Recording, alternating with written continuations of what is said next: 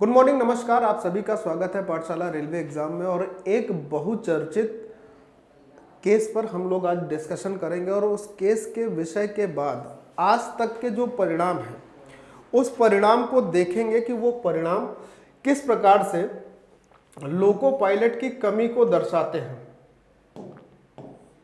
यानी कि रेलवे में भर्तियां जो है, रेलवे में खाली पदों की संख्या को दर्शाते हैं। एक्चुअल में ये उड़ीसा का जो पूरा हादसा है, इसकी जो वजह है उन वजहों में से एक वजह ये भी है।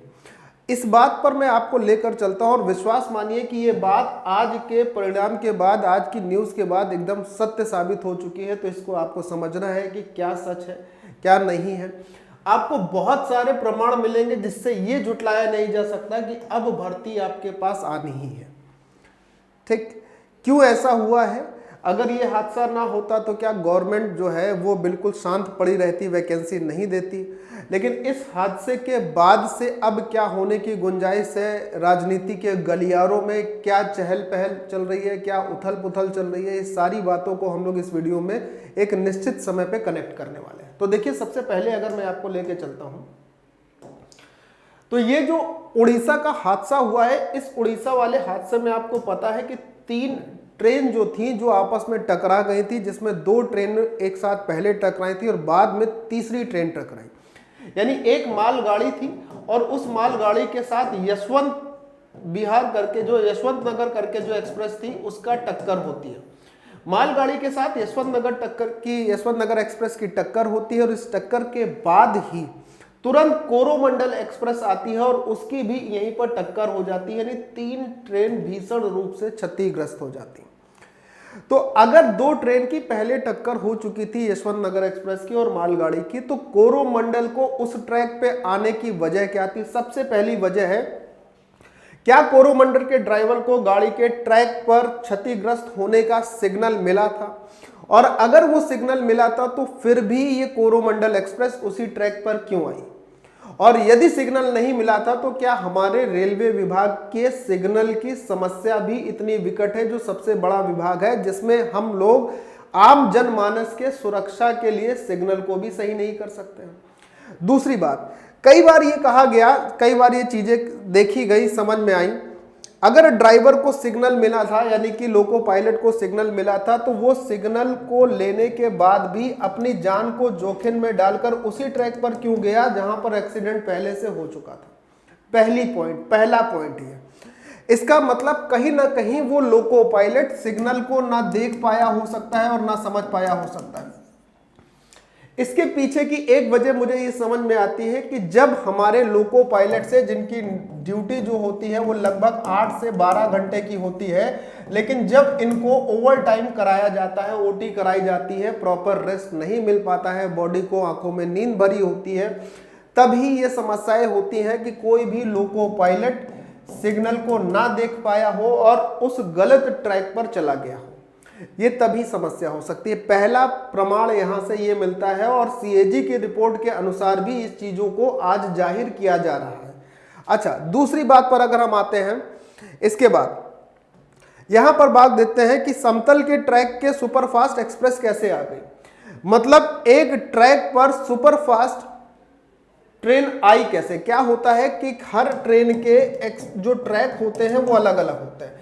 मालगाड़ी का ट्रैक मालगाड़ी के हिसाब से बना होता है, एक्सप्रेस का ट्रैक एक्सप्रेस के हिसाब से बना होता है, सुपरफास्ट का ट्रैक सुपरफास्ट के हिसाब से बना होता है। तो कहने का मतलब यह है कि मालगाड़ी के ट्रैक से सुपरफास्ट एक्सप्रेस कैसे आ गई? ये सुपरफास्ट एक्सप्रेस आने का मतलब, जब ट्रेन एक स्थान से दूसरे स्थान की तरफ जाती है तो कई बार क्या होता है, जो मोल्डिंग सेक्शन होता है उसको अप एंड डाउन करके जो हमारे ट्रैक होते हैं उनके ट्रैक में बदलाव किया जाता है और हमेशा सुपरफास्ट एक्सप्रेस को सुपरफास्ट के ट्रैक पर ही आगे बढ़ा जाता है। तो जब ये बात कंफर्म हो गई थी कि एक ट्रैक पर एक्सप्रेस ट्रेन जानी है तो उस ट्रैक पर दूसरी सुपरफास्ट ट्रेन कैसे आई, ये हमारे रेलवे के विभाग की लापरवाही को दर्शाता है कि एक्सप्रेस वाले ट्रैक पर सुपरफास्ट ट्रेन को कैसे दे दिया गया सिग्नल कि आप उस पर जा सकते हैं।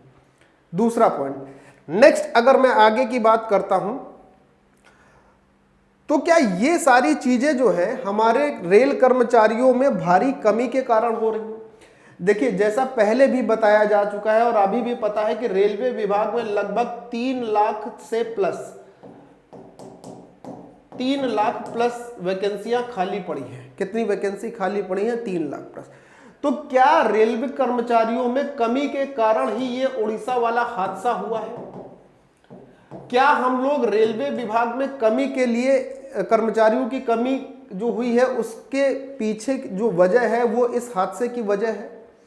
और यदि ऐसा है, जिसके प्रत्यक्ष प्रमाण लगातार मिलते जा रहे हैं, गवर्नमेंट की रिपोर्ट में भी मिलते जा रहे हैं, तमाम न्यूज चैनल से हम ये देखते जा रहे हैं कि ये रिपोर्ट हमें मिलती चली जा रही है कि लोको पायलट की कमी है या 3 लाख कर्मचारियों की कमी है। तो अगर ये कर्मचारियों की कमी है तो इतना बड़ा विभाग इन कर्मचारियों को भर्ती क्यों नहीं कर रहा है? और 2019 से ये प्रक्रिया भर्ती की शुरू हुई थी, बल्कि अगर मैं बात करूं तो 2018 से, जब आपके पास लोको पायलट ALP की आखिरी वैकेंसी आई थी, और तब से अब तक 5 साल होने को आ रहे हैं, ये वैकेंसी फिल क्यों नहीं की गई? अगला पॉइंट पर हम लोग आते हैं। अच्छा, एक यहां पर पॉइंट और आ रहा है, कवच। अभी कुछ दिन पहले केंद्र सरकार के द्वारा एक कवच नाम की रक्षा प्रणाली को हम लोगों के सामने अवतरित किया गया था, सामने लाया गया था, और ये कहा गया था कि इस कवच प्रणाली के बाद हम लोगों के रेल संचालन में जो एक्सीडेंट होते हैं वो खत्म हो जाएंगे या कम हो जाएंगे। लेकिन बावजूद उसके भी इस कवच को अभी तक एग्रीगेट नहीं किया गया, और सिर्फ एक ये झूठा प्रचार की कवच आ चुका है, अब एक्सीडेंट नहीं होंगे। और अगर ये कवच प्रणाली आ चुकी थी तो ये कोरोमंडल सुपरफास्ट में क्यों नहीं थी? अगर ये लॉन्च ही हो चुकी थी तो ये कोरोमंडल सुपरफास्ट में क्यों नहीं थी? अगर होती तो ये हादसा नहीं होता, और हादसा नहीं होता तो बहुत सारी जान बच जाती। उन परिवार के प्रति संवेदनाएं तो दूर, तमाम तरीके की और भी घटनाएं होती जा रही हैं जो इस असंवेदनशील सरकार के प्रति अपनी निष्ठुरता के बर्ताव को जग जाहिर कर रही हैं। क्या ये सिर्फ झूठा प्रचार है कवच प्रणाली? अगर था तो ये कोरोमंडल एक्सप्रेस में कवच क्यों नहीं था? अगर इस प्रणाली, और अगर नहीं था तो क्यों नहीं था कि अगर आपने इसको लॉन्च किया तो अभी तक ये कवच प्रणाली जो है वो सभी ट्रेनों में क्यों अप्लाई नहीं हो पाई? सिर्फ 2 या 3 नई ट्रेन दिखाकर वंदे भारत जैसी आप पूरे भारत के नजरिए को रेलवे के प्रति बदलने के प्रयास में हैं, और इसके लिए आप ना जाने जो भी जुगत कर सकते हैं वो आप कर रहे हैं। लेकिन इस प्रकार की घटनाओं को, भर्तियों के भरने की चिंता को, जो युवा हैं जिस भर्ती के इंतजार में हैं, उनकी संवेदनाओं से आपको कोई मतलब नहीं है, सिर्फ आप अपने झूठे प्रचार। अच्छा, एक सबसे बड़ी बात और देखिए, इसको विडंबना मानिए या बेवकूफी कहिए, कि जब विपक्ष इस बात के लिए इन पर उंगली उठा रहा था तो इन्होंने ये कहा कि विपक्ष की सरकार में भी तो ये हादसे हुए हैं। मतलब अपनी गलती को स्वीकारने की जगह पर ये आप दूसरे पक्ष के रिपोर्ट कार्ड को इस तरीके से प्रस्तावित कर रहे हैं कि आप में भी तो हादसे हुए थे, अगर हमारे में हो गया तो कौन सी बड़ी बात आ गई। मतलब भारत देश के लोगों की जाने आपके लिए सिर्फ एक रिपोर्ट कार्ड दिखाने की वजह है क्या? कहना तो बहुत कुछ चाह रहे हैं, लेकिन अब क्या कहें, कुछ तथ्यों के साथ मैं आपके साथ आगे बढ़ रहा हूं। देखिए, एक ललित त्रिवेदी है जो एडवाइजर ऑफ रेल टेक्नोलॉजी है इंडियन इंस्टीट्यूट ऑफ साइंस वाले। इन्होंने जोर देकर पहले ही कहा था on the fact that the new technology can not work. नई रक्षा प्रणाली, जिसको हम लोग कवच के नाम से जानते हैं, ये वर्क नहीं कर सकती if only a fraction of locomotives and the self propelled trains are provided with this equipment. अगर सेल्फ प्रोपेल्ड ट्रेन, जिसको हम लोग अपनी गाड़ी कहते हैं, जो हम लोगों की ट्रेन है, अगर मैं आपको एक मोटी भाषा में समझाने का प्रयास करूं तो जिन ट्रेनों को हम लोग देखते हैं, जिन पर हम लोग यात्राएं करते हैं, ये सेल्फ प्रोपेल्ड ट्रेन हैं। इन पर ये अप्लाई नहीं कर सकती है जब तक कि इसमें कुछ बेसिक सुधार ना किए जाएं। आगे वो कहते हैं, और ये बात इन्होंने आज नहीं की है, ये टाइम्स ऑफ इंडिया की बहुत पहले की न्यूज है, 2017, 18 या 19 की न्यूज है। अब आप समझिए कि उन्होंने 3 साल पहले ये बता दिया गया था कि इस प्रकार की टेक्नोलॉजी, और ये कोई ऐसे व्यक्ति नहीं है, आप इनको नेट पर सर्च करते हैं, इंडियन इंस्टीट्यूट ऑफ IISc के, ये एक जाने माने एडवाइजर हैं किसके, रेल टेक्नोलॉजी के। इसी पर इनका पूरा कार्य टिका होता है, इसी पर ये अपनी एडवाइजरी प्रस्तुत करते हैं, सलाह देते हैं। अच्छा, इसके बाद इन्होंने ये भी बताया था, for the entire network comprising around the 15,000 locomotive and the self propelled train, यानी कि लगभग 15,000 ट्रेनें ऐसी हैं, 70,000 किलोमीटर के रेल रूट को कवर करती है, जिसमें 7,000 रेलवे स्टेशन है और 15,000 लेवल क्रॉसिंग है। ये एस्टिमेटेड है, मतलब इतने तो ही है, इससे ज्यादा भी हो सकते हैं। तो अगर हमारे देश के 70,000 किलोमीटर को तय करने के लिए 15,000 लोकोमोटिव सेल्फ प्रोपेल्ड ट्रेन हैं, तो उनकी सुरक्षा के प्रति आपका दायित्व क्या था, और अगर ये आपका कवच प्रणाली उस दायित्व को निभाने में सक्षम थी, तो अभी तक ये सभी ट्रेन में अप्लाई क्यों नहीं हुई। आगे की बात कर लेते हैं। देखिए, यहां पर और भी कुछ चीजों को मैं आपके सामने लेकर आया हूं। अब आपको यह पता चलेगा कि भर्ती किस प्रकार से जग जाहिर होनी है और किस प्रकार से रेलवे के कर्मचारियों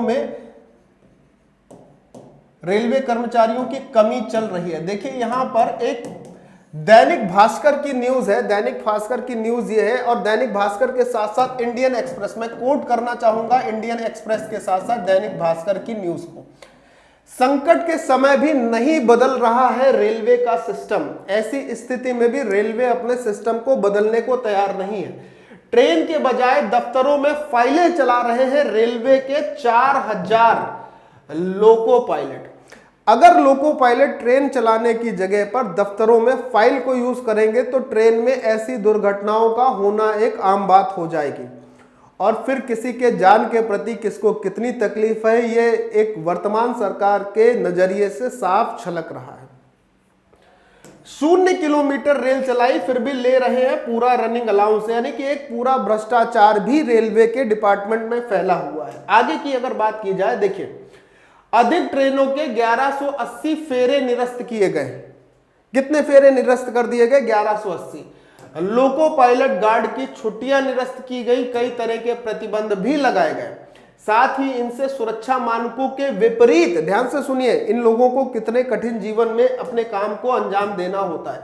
सुरक्षा मानकों के विपरीत 8-9 घंटे की बजाय 12 से 16 घंटों की ड्यूटी ली गई, और यह तभी होता है जब रेल में लोको पायलट और असिस्टेंट लोको पायलट की कमी होती है, कि जिस व्यक्ति की ड्यूटी सिर्फ 8 से 9 घंटे की होनी चाहिए, जिसमें वो सभी सुरक्षा मानकों को ध्यान में रखते हुए पैसेंजर से भरी ट्रेन को एक स्थान से दूसरे स्थान तक लेकर जाता है, उन्हीं लोको पायलट से 12 से 16 घंटे शारीरिक थकावट के साथ, आंखों में नींद के साथ काम कराया जा रहा है, ड्यूटी कराई जा रही है। तो इससे साफ स्पष्ट है कि ये दुर्घटनाएं तो आज नहीं तो कल, नहीं तो परसों होनी ही थी, और ऐसा आगे भी होता रहेगा अगर सही समय पर भर्तियों को भरा नहीं गया, लोगों को उनको ड्यूटी नहीं दी गई।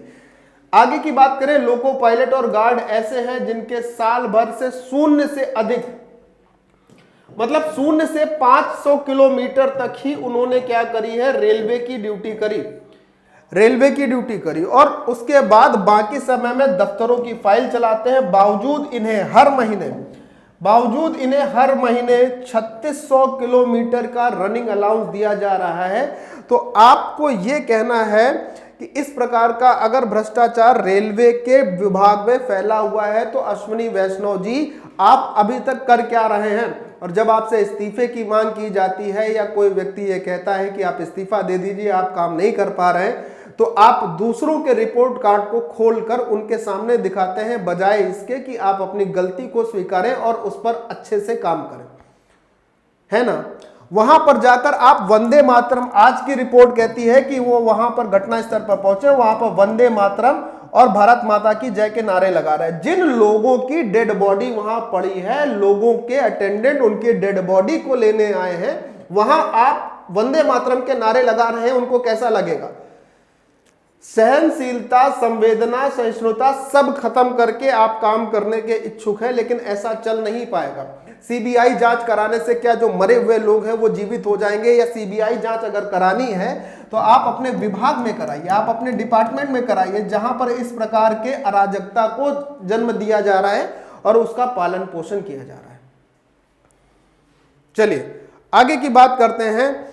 अब इतने सारे प्रमाणों के बाद आप इस बात को बिल्कुल झुठला नहीं सकते हैं। Hashtag rail minister, hashtag rail minister और हैशटैग अश्विनी वैष्णव, आप इस बात को बिल्कुल भी झुठला नहीं सकते हैं कि रेलवे के विभाग में, रेलवे में असिस्टेंट लोको पायलट और लोको पायलट की कमी है।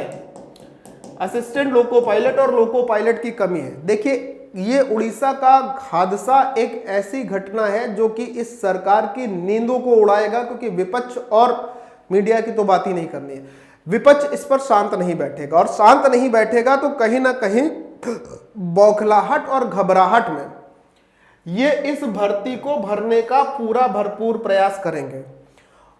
देखिए, हृदय विदारक घटना है, मैं उसके साथ कनेक्टेड हूं, मेरी संवेदनाएं हैं लोगों के साथ, जानने वाले लोग भी उसी ट्रेन में थे, वो भी